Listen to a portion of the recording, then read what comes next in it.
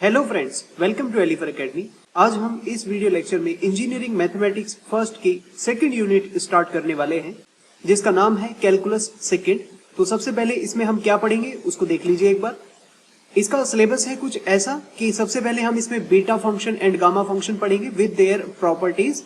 उसके बाद हम इसमें डेफिनिट इंटीग्रल पढ़ने वाले हैं as a limit of sum, और उसका एप्लीकेशन होगा in the summation of series के टॉपिक में। आगे हम पढ़ेंगे इसमें application of definite integral to evaluate surface area and volume of the revolutions, और लास्ट टॉपिक इसका होगा multiple integral and change of order of the integration. तो ये टॉपिक्स हम इस यूनिट के अंदर कवर करने वाले हैं। आज का जो हमारा टॉपिक है वो बीटा एंड गामा फंक्शन का इंट्रोडक्शन होगा। उसमें हम सीखेंगे कि किस तरह से beta and gamma function defined है। तो चलिए देखते हैं सबसे पहले बीटा फंक्शन। तो इसको लिखने का रिप्रेजेंटेशन देखिए कैसे लिखा गया है, बीटा ब्रैकेट में m कॉमा n। समझिए इसकी डेफिनेशन क्या है। The integral limit 0 to 1 x to the power m minus 1 और 1 minus x की पावर n minus 1, इस इंटीग्रल को ही हम बीटा फंक्शन कहते हैं। और इसको डिनोट कैसे कर रहे हैं, देखिए बीटा m कॉमा n, इस तरह से इसको हम डिनोट कर रहे हैं। यानी अगर आपसे कोई पूछे कि बीटा mn यानी बीटा फंक्शन क्या है, तो आप कहेंगे beta mn is equal integral limit 0 to 1 x की power m minus 1 into 1 minus x की whole power n minus 1 dx। अब इस बात में आप ध्यान दीजिए, यहाँ हम इसको बीटा m पहले इसलिए बोल रहे हैं क्योंकि x की पावर सिंगल वाले फंक्शन x की पावर m minus 1 लिखा है, और n बाद में बोला जाएगा क्योंकि 1 माइनस x की होल पावर n माइनस 1 है। ये आप इसकी सीक्वेंस को समझ लीजिए कि हम इसको बीटा mn इसलिए बोल रहे हैं, m पहले इसलिए बोल रहे हैं क्योंकि x की पावर m लिखी है, और यहाँ 1 माइनस x वाले ब्रैकेट में n आ रहा है, इसलिए बाद में n को यूज किया जाएगा। ये बात समझ में आई? बहुत ही बढ़िया। अब आगे इसमें m और n को पैरामीटर्स कहते हैं ऑफ दिस बीटा फंक्शन। यहाँ ये जो बीटा mn है इसका एक और नाम है फर्स्ट यूलेरियन इंटीग्रल। तो ये इसकी डेफिनेशन हुई बीटा फंक्शन की कि बीटा mn इज इक्वल क्या होगा, integral 0 to 1 x to the power x की पावर पहले बोली जाएगी m minus 1 और 1 minus x की पावर n minus 1, इस तरह से बोला जाएगा। अब इसमें आगे देखिए symmetric property of beta function, यानी बीटा mn जो है वो बीटा nm के बराबर ही होता है। इस चीज को जरा समझिए। सबसे पहले हमने अभी जो डेफिनेशन लगाई है we have beta mn is equal, क्या लिखा, 0 to 1 लिमिट है x to the power m minus 1 और 1 minus x की पावर n minus 1 dx। यही बात हम आपको पहले समझा रहे थे कि x की पावर सिंगल फंक्शन की पावर जो होगी वो पहले टर्म आ रहा है, देखो यहाँ पर n, और उसके बाद 1 minus x की जो होल पावर में n लिखा है वो n बाद में लिखा जा रहा है, इसलिए ये m कॉमा n बना। अब अगर आपको बीटा nm चाहिए तो इसका मतलब क्या होगा, इसका मतलब ये होगा कि x की पावर तो n minus 1 होनी चाहिए और 1 माइनस x की पावर m माइनस 1 होनी चाहिए, तभी आप उसको क्या बोलेंगे, बीटा n कॉमा m कहेंगे। और हमें दिखाना है कि दोनों की दोनों वैल्यूज इक्वल होती हैं। तो देखिए कैसे करेंगे हम। उसके लिए सबसे पहले इस x को 1 माइनस y कंसीडर कर लेते हैं कि let x equal 1 minus y, और यहाँ से आप अगर y की वैल्यू निकालेंगे तो कितना आएगा, 1 माइनस x, सच दैट अगर डिफरेंशिएशन कर दे हम इसका तो x का डिफरेंशिएशन dx होगा और 1 माइनस y में y का डिफरेंशिएशन कितना हो जाएगा, माइनस dy। वहीं दूसरी तरफ अगर लिमिट की बात करेंगे आप तो लोअर लिमिट x इक्वल 0 रखेंगे तो y की वैल्यू 1 होगी, जो लोअर लिमिट 1 बनेगी y के लिए, और x की अपर लिमिट 1 रखेंगे ना तो उसके बाद y की आपको अपर लिमिट कितनी मिलेगी, 0 मिल जाएगी। अब ये वैल्यू उठाइए और आप इक्वेशन नंबर 1 में जब इसको रखेंगे तो देखिए क्या होगा, लेफ्ट साइड पे तो बीटा mn चल रहा है इज इक्वल इंटीग्रेशन की लिमिट देखिए क्या हो गई है, 1 से 0।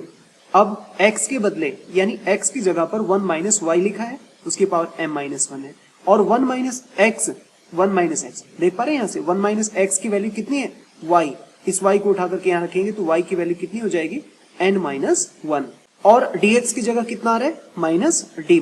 थोड़ा इस माइनस को बाहर करके लिखेंगे तो कुछ इस तरह से आएगा, beta mn is equal minus integration की लिमिट 1 से 0 होगी, y की power n minus 1 into 1 minus y की पावर m माइनस 1 dy। अब एक प्रॉपर्टी पता होगी आपको इंटीग्रेशन की कि अगर आपने इसकी लिमिट को इंटरचेंज कर दिया तो एक माइनस आता है, यानी आपने 1 से 0 को 0 से 1 लिमिट बना दी तो एक माइनस आएगा, और एक माइनस पहले से लिखा है इस वजह से यहाँ पर प्लस हो जाएगा। 0 to 1 लिमिट y की पावर n माइनस 1 और 1 माइनस y की पावर m माइनस 1। तो अब आप देखो सिंगल वेरिएबल की पावर कितनी लिखी है, पहले n लिखिए, और ये 1 माइनस y इसकी पावर कितनी लिखी है, m लिखी है। तो n पहले बोला जाएगा m बाद में, तो इसीलिए इसका क्या नाम आया, बीटा एन कॉमा एम। समझ पा रहे हो कि नहीं? तो इस तरह से ये beta M N beta N M दोनों बराबर आ गए। यानी आपको इसमें बस एक बात समझनी है कि बीटा एम एन हो या फिर बीटा एन एम हो, दोनों की न्यूमेरिकल वैल्यू इक्वली होगी, लेकिन रिप्रेजेंटेशन में थोड़ा डिफरेंट होगा। अगर आप बीटा एम एन कहेंगे तो एक्स की पावर यानी सिंगल वेरिएबल की पावर एम माइनस वन आएगा, और अगर आप बीटा एन एम की बात कर रहे होंगे इधर जो हमने ये प्रूफ किया है, तो उसमें सिंगल वेरिएबल की जो पावर है वन वाई की पावर n माइनस वन, इस तरह से लिखा जाएगा। तो इस तरह ये दोनों इक्वल आ जाएंगे। अब इसके आगे देखिए, इसके आगे हम थोड़ी डिफरेंट फॉर्म पढ़ेंगे बीटा फंक्शंस की। इसमें सबसे पहली फॉर्म आती है कि beta function is an improper integral. देखो ये क्वेश्चन की तरह भी एग्जाम में आपको मिल सकता है कि show that beta function is an improper integral. Improper integral क्या होता है? वह इंटीग्रल जिसकी कम से कम एक लिमिट इंफिनिटी हो जाए, उसको हम इम्प्रॉपर इंटीग्रल कहते हैं। अभी आपने देखा कि जो हमने बीटा फंक्शन की डेफिनेशन लिखी है, beta M N is equal integration 0 to 1 लिखा है, और x की पावर m माइनस वन और 1 माइनस एक्स की power n minus one dx होता है। तो इसमें आप देखेंगे कि ये आपको बिना इंफिनिटी लिमिट का नजर आ रहा है, इसमें कोई लिमिट इंफिनिटी तो नहीं है ना। तो हमें शो करना है कि ये एक इम्प्रॉपर इंटीग्रल है, तो हम इसको एक इनफाइनाइट लिमिट का इम्प्रॉपर इंटीग्रल शो कर देंगे इस तरह से, जो आपको ऊपर लिखा हुआ है ग्रीन कलर में। तो हम यहाँ पर बीटा फंक्शन को एक इम्प्रॉपर इंटीग्रल शो कर देंगे। यानी कुल मिला के बात यह है कि आपको अगर बीटा फंक्शन को इम्प्रॉपर इंटीग्रल शो करना है तो उसकी एक लिमिट को आप इनफाइनाइट शो कीजिए। तो देखिए फिर कैसे करेंगे। सबसे पहले हमने इसमें बीटा फंक्शन लिखा beta M N is equal, तो सबसे पहले आप क्या कीजिए, इसमें बीटा फंक्शन की डेफिनेशन लगाइए। बीटा एम एन जो अभी आपने लिखा, integration limit 0 to 1 x to the power m minus one और 1 minus X to the power n minus one dx, equation number 1। अब उसके बाद आपने बस ये एक लाइन इसमें याद रखनी है, x is equal y upon 1 plus Y, आपने इसमें सब्सटीट्यूट करना है। जैसे x की value y upon 1 plus Y रखेंगे तो आपको यहाँ पर dx भी निकालना पड़ेगा डिफरेंशिएशन करके। तो जैसे आप इसमें क्वेश्चन रूल लगाएंगे तो आपको यहाँ पर dy अपॉन 1 प्लस वाई का होल स्क्वायर मिल जाएगा। और अगर आपने क्रॉस मल्टीप्लाई करके यहाँ से y की वैल्यू निकाल दी तो y की वैल्यू कितनी आएगी, x अपॉन 1 माइनस, इसको जस्ट क्रॉस मल्टीप्लाई करना है, बाकी इसमें y की वैल्यू निकल के इस तरह से आ जाएगी। और उसके बाद अगर आप लिमिट भी समझे तो लिमिट समझिए, जब x की वैल्यू लोअर लिमिट 0 रखेंगे ना तो y की वैल्यू भी 0 हो जाएगी, जो लोअर लिमिट बनेगी। लेकिन x की वैल्यू अपर लिमिट 1 रखेंगे तो y की वैल्यू इन्फिनिटी आ जाएगी। क्यों आ जाएगी जरा देखो, यहाँ y की वैल्यू जो हमने निकाली है इसमें 1 अपॉन 1 माइनस 1 करेंगे ना तो 1 अपॉन 0 क्या बनने वाला है, इन्फिनिटी बनने वाला है। इस वजह से इसकी जो लिमिट है y की वो 0 से लेकर इन्फिनिटी तक यूज की जाएगी। तो देखिए फिर कैसे किया हमने इसको इक्वेशन नंबर 1 में रखा, तो beta M N left side पे चल रहा है, इज इक्वल लिमिट देख रहे हैं क्या होगी 0 टू इन्फिनिटी। x की जगह पर देखिए क्या लिखा है, y अपॉन 1 प्लस वाई, और उसकी पावर कितनी है m माइनस वन। वहीं दूसरी तरफ 1 माइनस, फिर से x की वैल्यू आ गई देखो ब्रैकेट में, y अपॉन 1 प्लस वाई, उसकी पावर कितनी है n माइनस वन, और dx के बदले कितना आ रहा है dy अपॉन 1 प्लस वाई का होल स्क्वायर। अब इसको थोड़ा ठीक करेंगे तो आपको ये एलसीएम वगैरह लेने के बाद ध्यान दीजिए कैसे हो रहा है। ऊपर से y की पावर कितनी बन रही है m माइनस वन, ये तो अलग हो गई है। यहाँ 1 प्लस वाई डिनोमिनेटर में उसकी पावर m माइनस वन आएगा, तो देखो ये लिखा है m माइनस वन। आगे से 1 प्लस वाई की पावर फिर से बनेगा तो n माइनस वन, तो ये आगे लिखा है देखो n माइनस वन। और ये dy के अपॉन पर भी इसकी 2 पावर लिखी है 1 प्लस वाई की, तो ये 2 पावर देखो यहाँ पर प्लस करके एक साथ एडजस्ट कर दी। ऊपर जब हमने इसका एलसीएम लिया होगा तो 1 प्लस वाई माइनस वाई बनेगा, यहाँ y से y कैंसिल हो जाएगा इस तरह से। और फिर आपको फाइनली क्या मिलेगा, y की power m minus one upon 1 plus Y की पावर कितना बचेगा m plus n into dy। तो देखिए ये आंसर आ चुका है कि नहीं, बीटा mn का जो प्रूफ करना है बिल्कुल आ चुका है ये। आप उसको देख रहे हैं तो वहां x ही तो लिखा है बस, तो अगर x को आप y बोल रहे हैं तो dx कितना हो जाएगा dy हो जाएगा। इसी तरह से जो y वाली टर्म है इसको आप x में कन्वर्ट करके लिख सकते हैं। तो प्रॉपर्टी ऑफ इंटीग्रेशन क्या होता है, उससे आप y को अगर x बोलेंगे तो ये ऊपर पूरा टर्म एज इट इज लिखा जाएगा dx के साथ में। तो इस तरह से ये जो इंटीग्रल की फॉर्म है वो किस में आ रही है, इन्फिनिटी लिमिट के साथ आ रही है। इसका मतलब ये हुआ कि बीटा फंक्शन एक इम्प्रॉपर इंटीग्रल होता है। तो कई बार क्वेश्चन इस तरह से प्रूव करने के लिए आता है आपका कि बीटा फंक्शन एक इम्प्रॉपर इंटीग्रल है, शो कीजिए। अब इसमें आगे देखिए beta function in terms of trigonometric function, ये भी कई बार प्रूफ करने के लिए आ जाता है कि beta M N is equal होता है twice of integral limit 0 to pi by 2 sine की power 2m minus one theta cos की power 2n minus one theta d theta.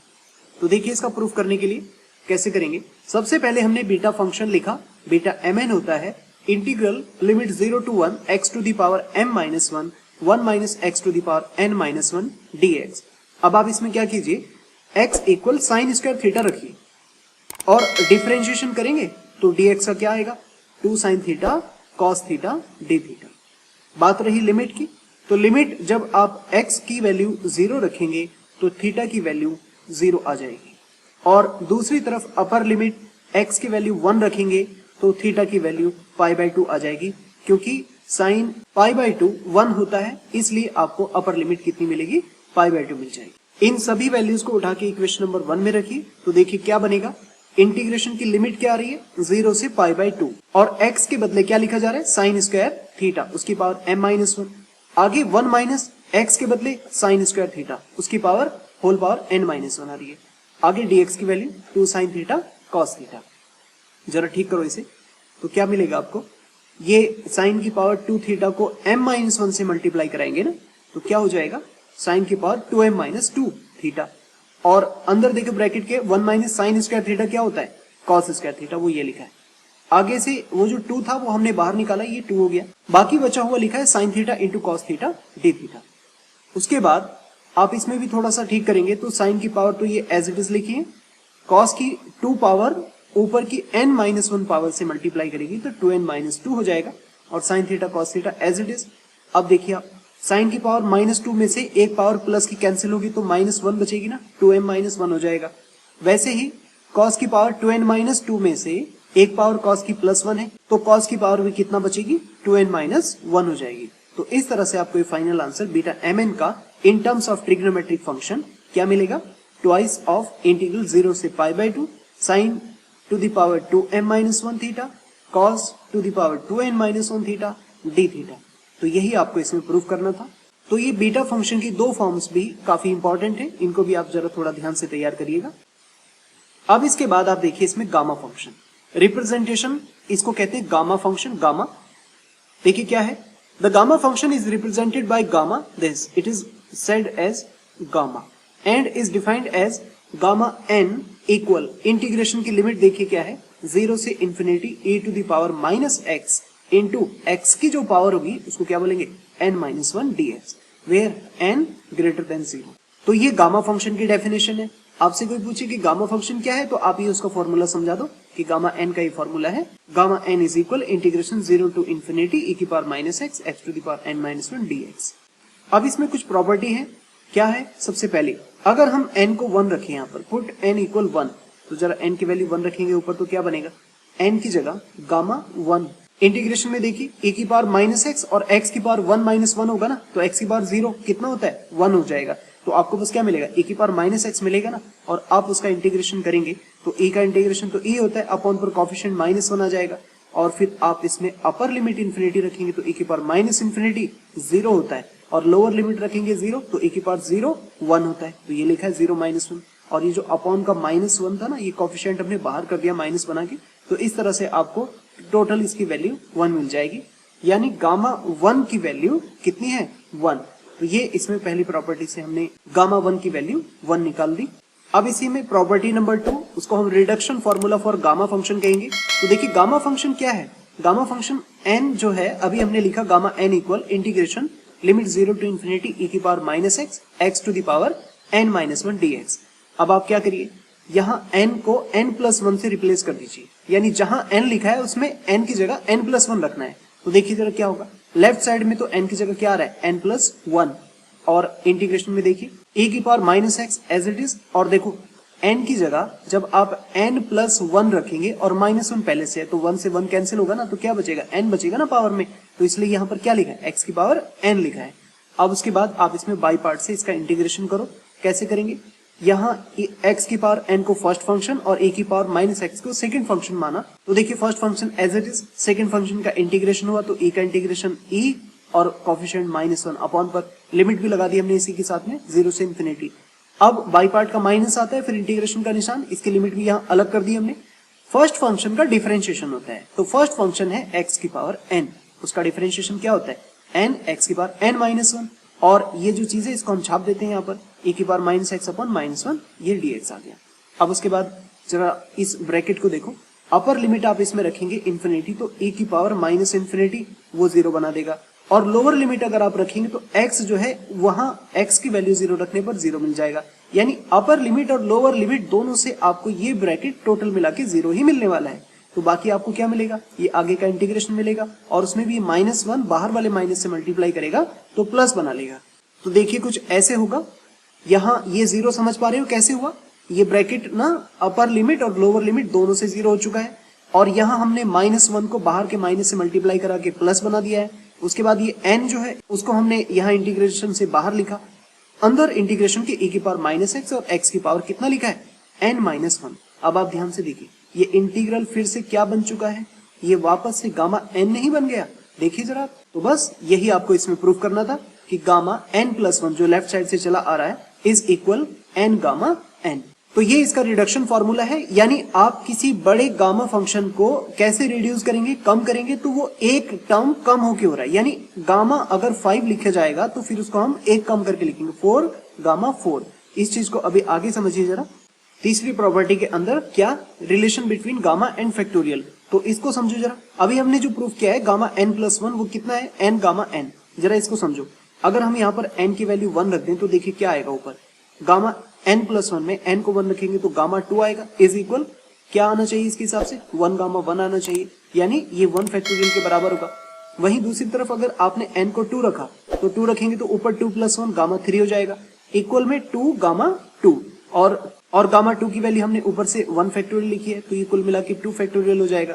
इसी तरह से अगर n की वैल्यू आपने 3 रखी तो ऊपर इसमें n+1 में 3+1 करेंगे तो गामा 4 होगा, और गामा 4 राइट साइड में n गामा n यानी 3 गामा 3 लिखा जाएगा, और गामा 3 की वैल्यू ऊपर से आपने कितनी लिखी है 2 फैक्टोरियल, इस तरह से 3 फैक्टोरियल बना। तो आपको क्या मिल रहा है, आपको यहाँ पर एक जनरल फॉर्मूला मिल रहा है कि gamma n+1 is equal n factorial, एक कम होके हो रहा है। मतलब आपने अगर गामा 5 लिखा है तो वो इक्वल होगा 4 फैक्टोरियल के, यानी जब आप इसका फैक्टोरियल खोलेंगे तो 4 × 3 × 2 × 1 इस तरह से ये एक्सपेंड होगा अप टू 1। तो ये बात आपको यहाँ पर समझानी थी कि गामा 5 या गामा n कभी भी खुलता है तो वो एक कम होके स्टार्ट होगा, जैसे यहाँ 4 से स्टार्ट हो रहा है। जैसे ये 4 फैक्टोरियल है तो उसी तरह से हम इसको कहेंगे कि एक कम होके खुल रहा है, गामा 5 जो है एक कम होके खुल रहा है। तो इसका मतलब हम जनरली कह सकते हैं कि gamma n+1 is equal n-1 n-2 up to 3 to 1, इस तरह से देख रहे हैं ना। यहाँ n+1 का जो गामा है वो एक कम होके खुल रहा है, n से स्टार्ट हो रहा है और एक एक कम करते करते 1 तक जाना है, यहाँ पर n की वैल्यू एक पॉजिटिव इंटीजर होगी। इसका मतलब ये है कि अगर आप गामा 5 खोलेंगे तो वो कितना होगा 4 × 3 × 2 × 1, जबकि आप फैक्टोरियल 5 खोलते हैं तो वो 5 से स्टार्ट होता है, 5 4 3 2 1 इस तरह से। तो ये आपको ध्यान रखना है कि गामा और फैक्टोरियल में क्या रिलेशन है। तो क्या जनरल रिलेशन बनाया कि गामा n+1 इज इक्वल होता है n फैक्टोरियल के। ये ध्यान रखेंगे आप इसको कि पॉजिटिव इंटीजर n के लिए हम किसी गामा फंक्शन को फैक्टोरियल में रिप्रेजेंट कर सकते हैं। तो ये लेक्चर था जिसमें हमने बीटा और गामा फंक्शन का जस्ट इंट्रोडक्शन पढ़ा है। आगे आने वाले लेक्चर्स में हम इनके कुछ बेसिक्स और सीखेंगे और उसके बाद इनके ऊपर बेस्ड कुछ इंपॉर्टेंट क्वेश्चंस करेंगे। अगर आपको इसमें कोई डाउट है या आपको लगता है कुछ इंप्रूवमेंट किए जा सकते थे तो प्लीज अपना कमेंट बॉक्स में फीडबैक जरूर दें। Thank you very much for watching this.